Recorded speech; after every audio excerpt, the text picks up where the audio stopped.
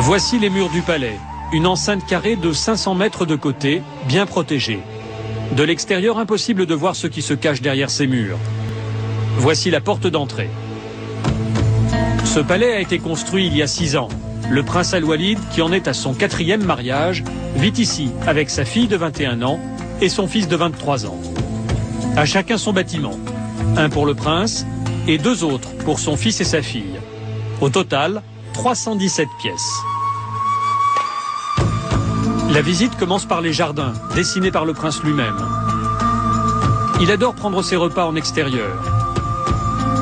Un jardin japonais, quelques rocailles, de quoi organiser d'agréables barbecues. Cette piscine se prolonge à l'intérieur du bâtiment de droite. C'est le jardin secret du prince Al-Walid, le hall africain. Ici, la lumière est jaune, c'est normal, c'est pour faire savane. Walid bin Talal est un passionné de nature et d'Afrique. C'est ici qu'il rassemble ses trophées, ses animaux chassés au cours de safaris africains.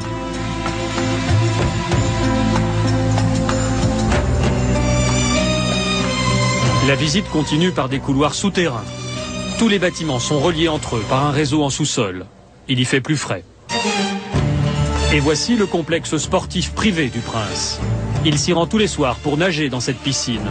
Il peut y faire des longueurs de 30 mètres ou se lancer de son plongeoir de 5 mètres. Tout autour du bassin, des petits salons permettent de recevoir les amis et de leur montrer la maquette de la tour Kingdom, la fierté du prince. C'est un décorateur français qui a conçu cet endroit. La France, où le yacht du prince est amarré chaque été dans la baie de Cannes. Bien sûr, il y a une salle de cinéma privée.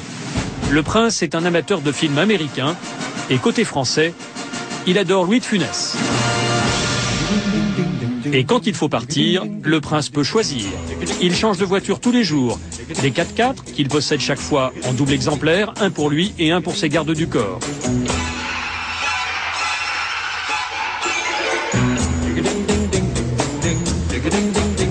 Celle-ci n'est pas en double, c'est la Rolls-Royce du prince. Surprise, c'est 2 petites voitures coréennes, le prince est actionnaire de cette marque. Voici la sienne, avec sa plaque personnelle.